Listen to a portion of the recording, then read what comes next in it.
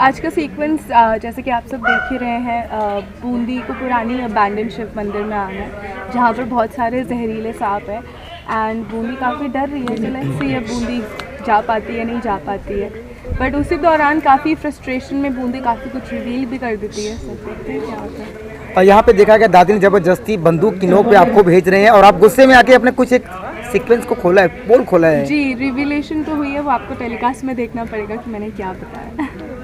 एक तरफ तेजू को पागल किया जा रहा है और एक तरफ यहाँ पे शंभू को किडनैप किया गया है। क्या दर्शकों को क्या एक सीक्वेंस, एक ड्रामा क्या देखने को मिलने वाला है? काफ़ी ड्रामा है टेलीकास्ट में और काफ़ी टर्न्स एंड ट्विस्ट हो रहे हैं। सो आई थिंक ये आप सबको एंटरटेनिंग लगे एंड एंटरटेन हो आप सब। So I really hope for the best. साधु के भेष में कौन आया हुआ था? हमें नहीं बम बम बोले। आपको पता है।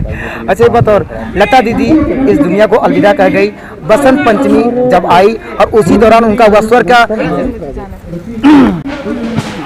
ऑब्वियसली काफ़ी सैड न्यूज़ है। She was a legendary singer and उनके जैसे डेफिनेटली कोई भी नहीं है।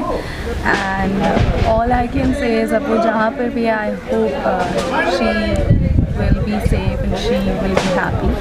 एंड डेफिनेटली ऐसे लेजेंडरी सिंगर्स आर्टिस्ट को तो हम भूल नहीं पाएंगे।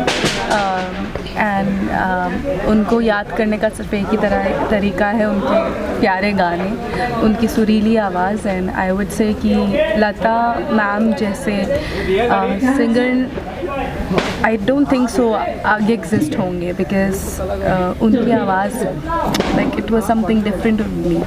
मतलब उनकी आवाज़ सुन के एक सुकून, एक राहत मिलती है। सो आई फील उनके जैसा कोई भी नहीं है। कहते हैं कि उनके गले में सरस्वती माँ का वास था और बसंत पंचमी यानी सरस्वती माता का ही एक त्योहार के रूप में मनाया जाता है और उनकी डेथ हो गई। क्या सीक्वेंस चालू है यहाँ मंदिर के पास?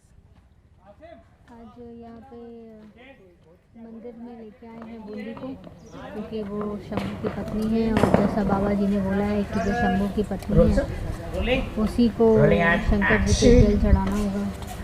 तो सांपों का बहुत पुराना मंदिर है जहाँ पे काफ़ी सारे सांप हैं, वो जाने से डर रहे हैं। दादी माँ क्यों भेजती है सांपों के पास बूंदी को, क्या वजह क्या है वहाँ पे? अभी तो शंभू को बचाने के लिए दूध चढ़ाना होगा शंकर जी को, इसलिए वो भेज रही है। लेकिन शंभू उनका पोता है और उनसे वो बहुत प्यार करते हैं। अभी लास्ट शूटिंग में देखा गया कि हर हर बोले बम बम बोले के रूप में कोई और निकला, कौन था वो? देखिएगा एपिसोड में मैं अभी नहीं बताऊंगा। दर्शकों को क्या एंटरटेनमेंट मिलने वाला है अभी तक, कल के सीरियल से लेके और आज के सीक्वेंस को लेकर देखा जाए तो? अगले आने वाले एपिसोड में लोगों को बूंदी का सच पता चलने वाला है। बूंदी का सच पता होने के बाद क्या वही पता चलेगा, लोगों को यही वेट रहता कि बूंदी का भांडा बूंदी, तो आगे लोगों को वही पता चलेगा। अपना काम करेगा तो अपना कर जा।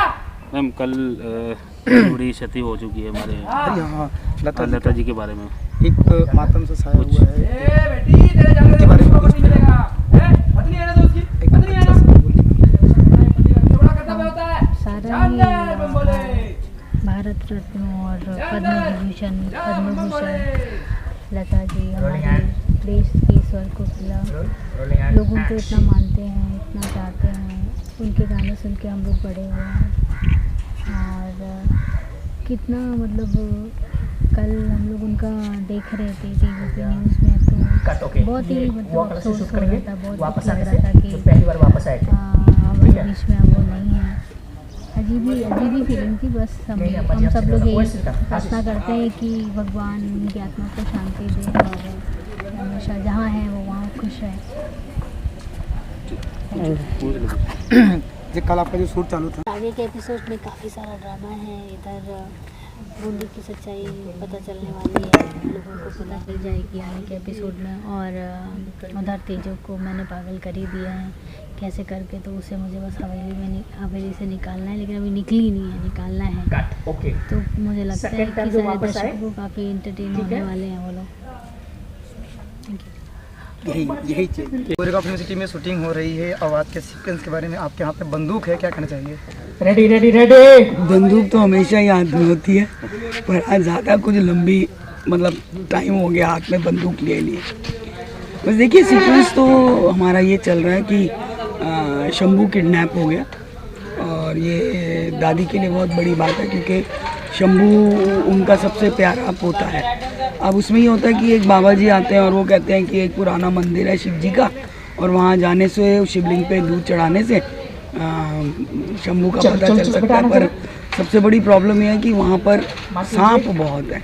लेकिन फिर भी अगर शंभू की पत्नी जाएगी तो अब कहानी के अनुसार अब शंभू की पत्नी तो बूंदी ही है, तो बस दादी कहती कि भाई तुझे जाना है, सांप पर पानी चढ़ाना पड़ेगा तुझे।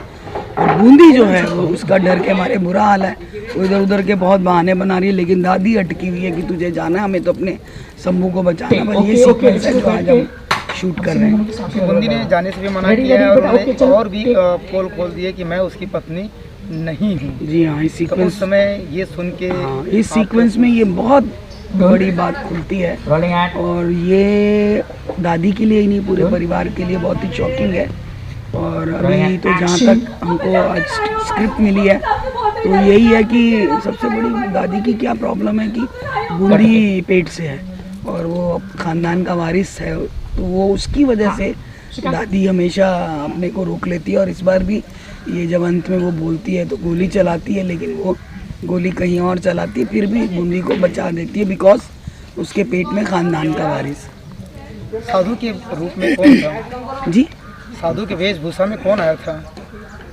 साधु ही बाबा हैं और कौन आएगा? ऐसा भी था ना, कोई और था, सीक्वेंस है वो कोई और।